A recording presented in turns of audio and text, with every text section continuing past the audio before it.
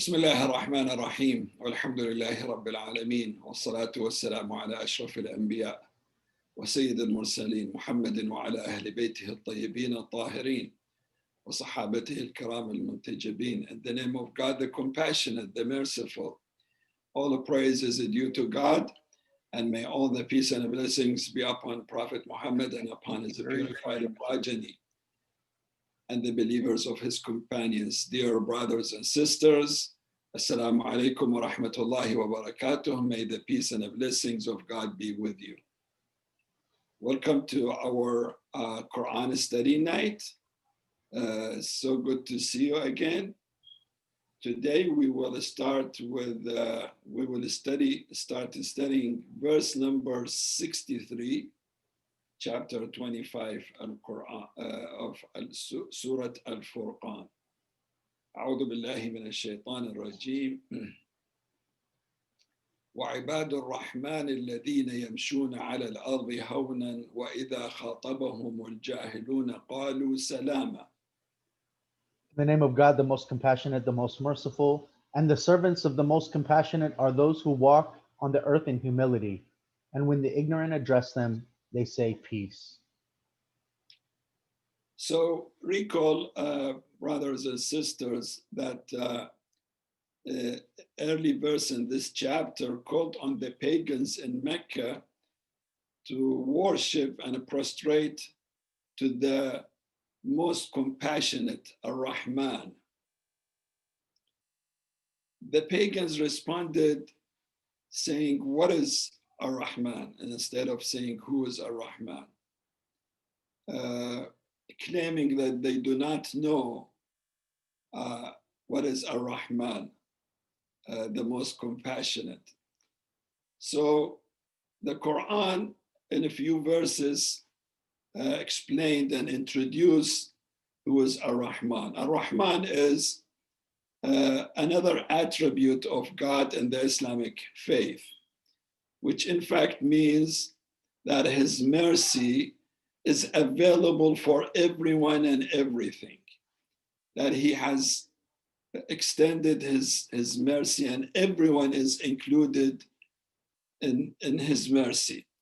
So the Quran introduced who is Ar-Rahman, the most compassionate, to the pagans. The Quran said, it is he who created the sun, the moon, the stars, the constellations. It is he who created the day and the night, and he made them to succeed one another, so on and so forth. In this verse, now the Quran, in fact, tells us about the characters of those who worship Ar-Rahman, the servants of Ar-Rahman. What are their characters? The Quran lists at the end of the chapter 25, 12 qualities of the servants of the most compassionate. And it starts with saying, وَعِبَادُ الرَّحْمَنِ, the servants of the most compassionate. Now we know God has an unlimited number of attributes and names, but God has chosen this specific names to say the servants of Ar-Rahman, the most compassionate, have certain qualities. So this word Ar-Rahman has been chosen for a purpose, for a wise purpose. God could have said the servants of God, the servants of the most knowing, the servants of the most hearing, and so on and so forth.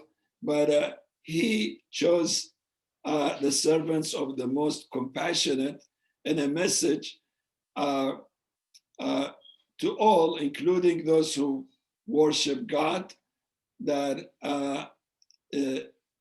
we should, those who worship God, follow these qualities and adopt them, because this is what God likes us to do. So the first one, the first quality, the first character that is mentioned here, it's in this verse, those who walk on earth in gentleness and kindness. So this is a kind of a metaphor for their behavior in general, which includes how an individual walks on earth, a metaphor for how a person treats others, deal with others, not only humans, deal with also animals and the environment. His or her way of dealing with others and things reflects the qualities of the most compassionate. They, in fact, deal with others, with animals, with the environment, in kindness, in generosity, and responsibility. All are this is the way that the servants of the compassionate behave during the day. And of course, they mind their behavior not to hurt anyone.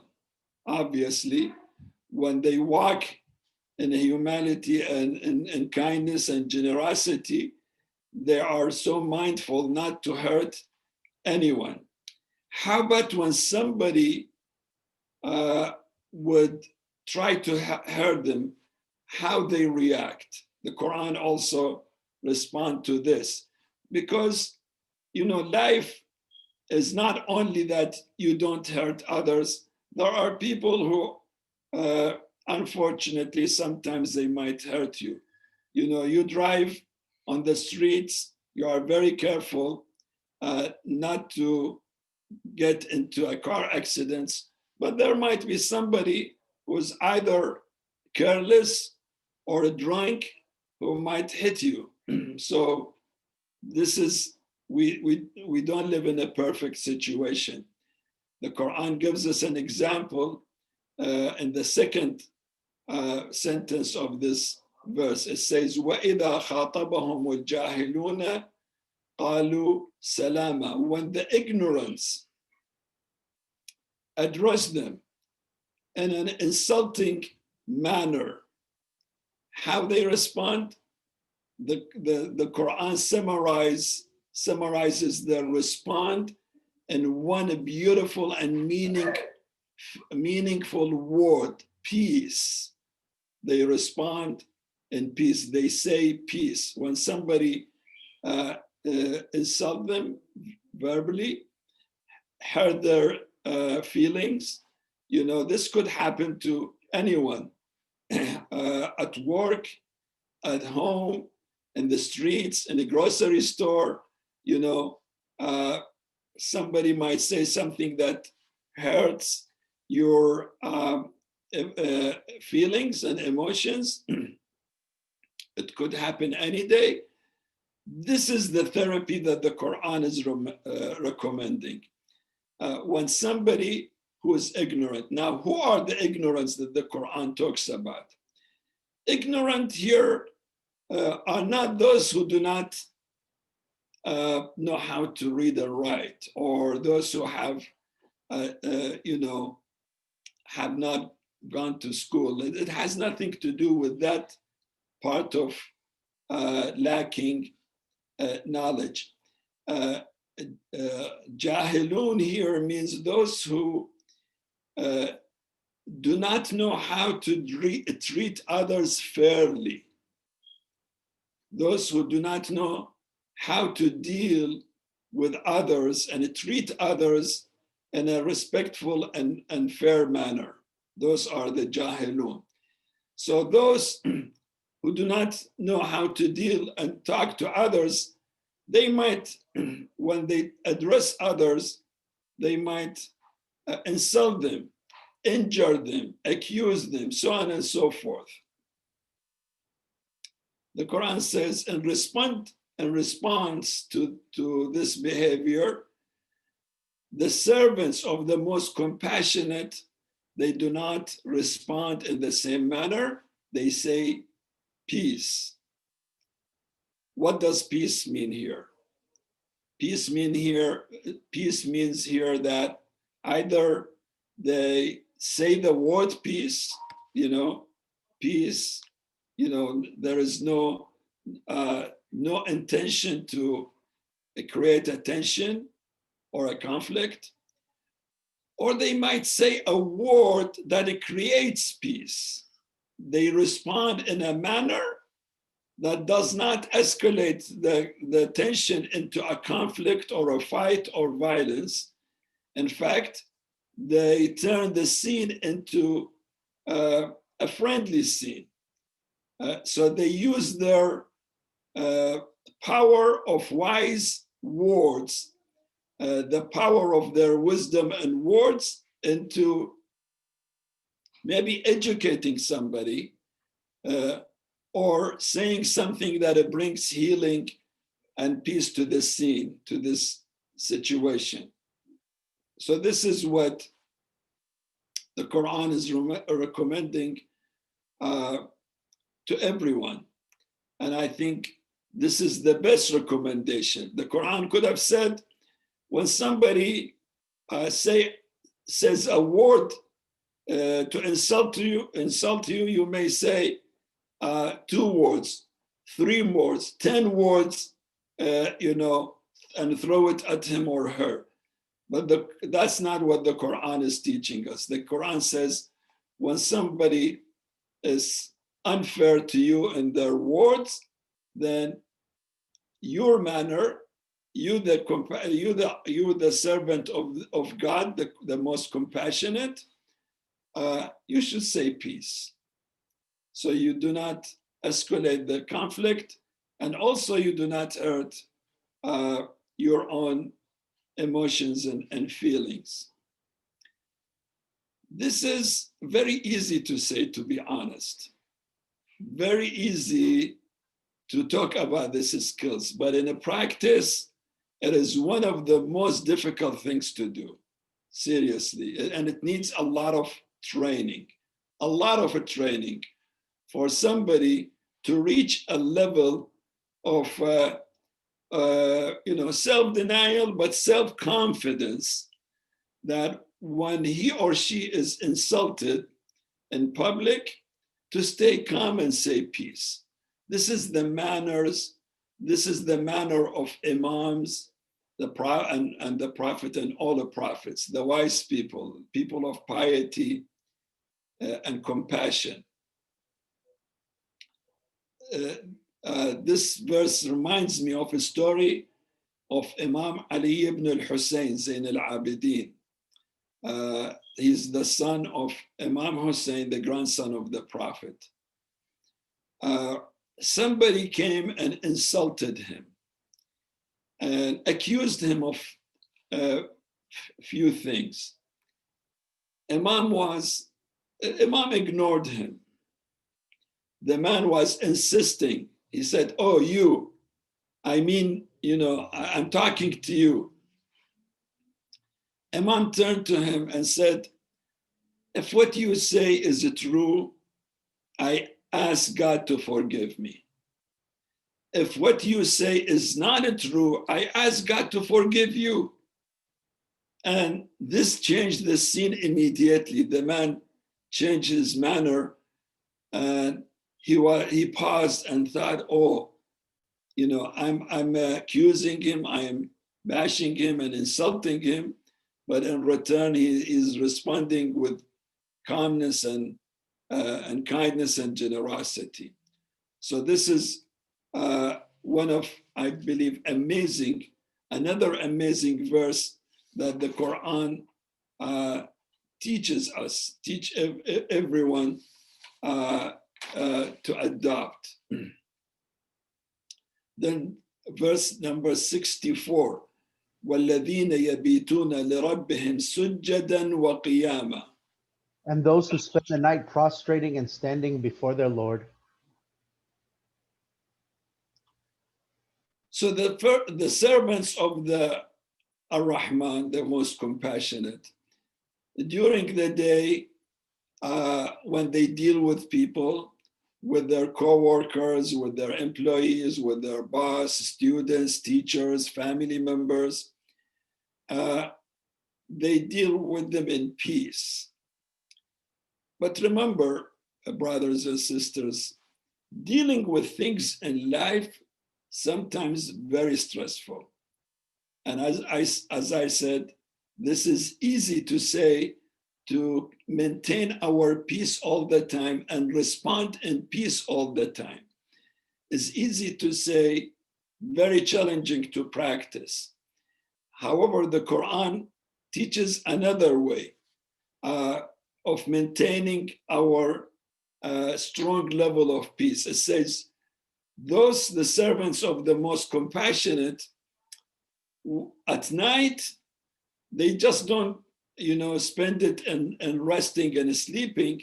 In fact, they recharge their soul and their faith by communicating with their Lord and seeking power, spiritual power from Him. You see, when we use our phone during the day, at the end of the day, we plug it in the charge so it gets more power. This is exactly what we need after a long day of dealing with variety of people that sometimes could be very stressful, could be feeling injuring feelings, and so on and so forth. The remedy for that is that during the night, we seek a few minutes, few hours, praying, formal prayer or informal prayer, just connecting with God, talking to God, worshiping Him, because this gives us a recharge of our, spiritual power, gives us a strength to start a new day and maintain our peace in the way we deal with things in life. Not only just people, sometimes, you might hear about your loved one that they are going through a very difficult time, or us, ourselves, we might go through a very tough time. So we need to maintain the level of calmness. How? By seeking connection to God. When you connect to God and you talk to Him, you spend time worshiping Him, you in fact gain power, spiritual power that gives you the ability to live another day, maintaining your level of peace. Verse 65, أعوذ بالله من الشيطان الرجيم. والذين يقولون ربنا اصرف عنا عذاب جهنم إن عذابها كان غراما. And those who say, Our Lord, avert from us the punishment of hell, for its punishment is grievous indeed. So those believers, the servants of the most compassionate, Ibadur Rahman, they know that despite the fact that a person of faith, despite that he or she might,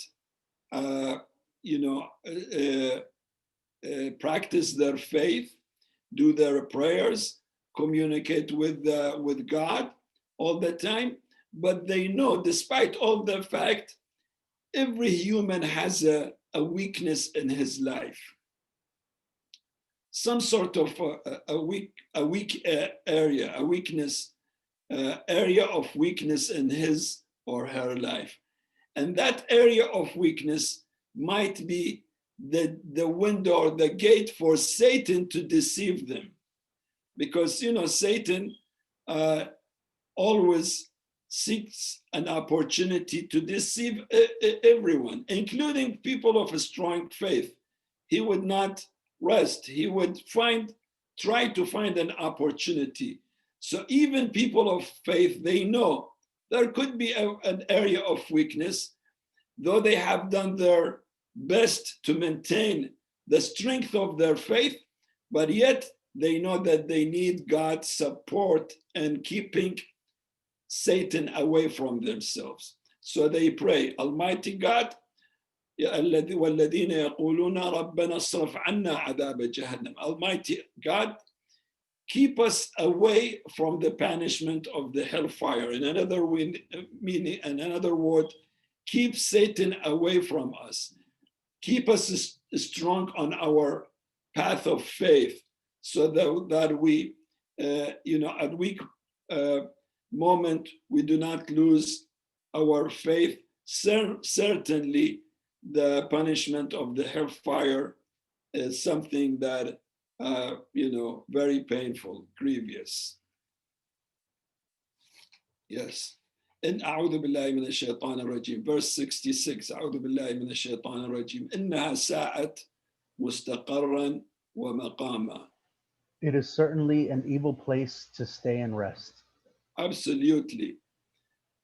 It's a terrible place to, of course, nobody wants to stay in the hellfire, even for a very short time.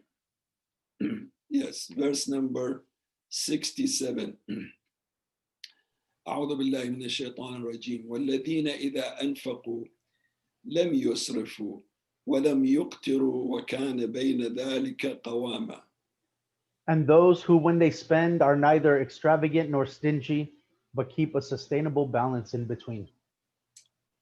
That's another very interesting, inspiring, and important verse in the Quran. It talks about the character of the servants of Ar-Rahman, the most compassionate. Then when it comes to spending, they do not waste resources. We live on earth in a life that has limited resources. The resources might look a lot, but in reality, our resources are very limited. And the servants of Ar-Rahman, they know this fact, that these blessings, the resources that we call blessings, the wealth that God has given us, the health that He has given us, the air, the water, the time, everything, are the family, the job, all these are resources, but they are not unlimited. They are very limited, scarce resources. So when it comes to spending, they do not waste these resources. What is wasting? Wasting in spending or in consuming things, both. Is when somebody spend or consume more what he or she needs. That's unfortunately in modern society, this is unfortunately some kind of a very destructive behavior, that modern societies are wasting a lot of resources, especially food. I read very long ago that the amount of food that Americans throw away may feed the poor in the whole continent of Africa. So you see a lot of resources being wasted, and when the resource is being destroyed, somebody else who needs that resources is going to be deprived from these resources.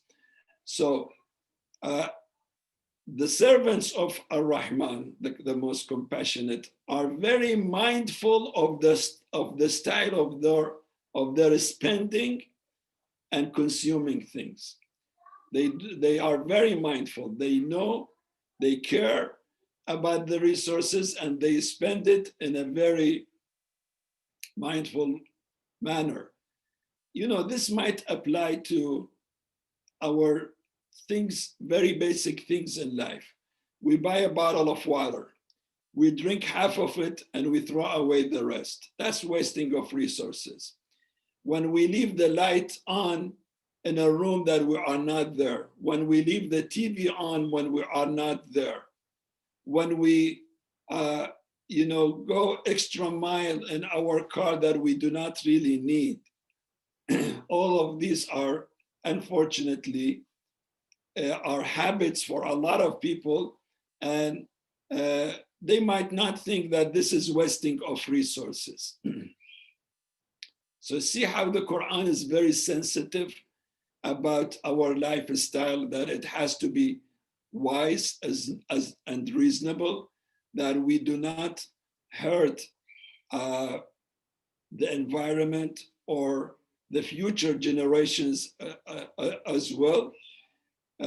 So the Quran is saying, be very mindful in the way you consume things, the way you spend.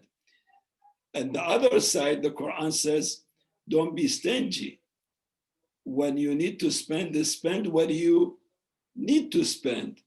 And spending less or not spending is not good as well. That's another extreme.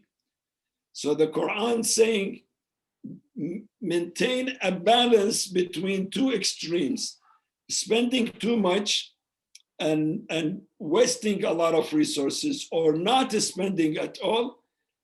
You have to, the servants of Ar-Rahman, they maintain a balance.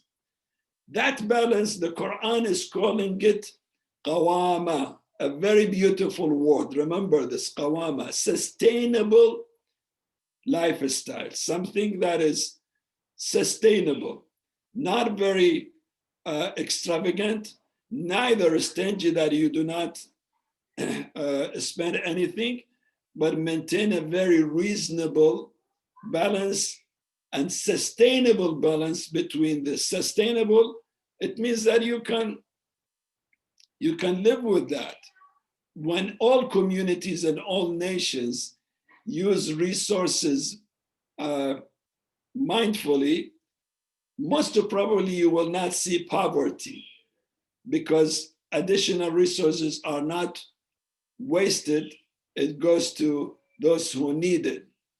So both extremes are forbidden in our faith, and the Quran is recommending for those who worship God and consider themselves the worshiper of the most compassionate, to find a balanced life, a balanced situation between these two extremes. With this, we come to the end of tonight Quran study. Inshallah, we'll continue next week. Thank you very much. Alaikum wa rahmatullahi wa barakatuh.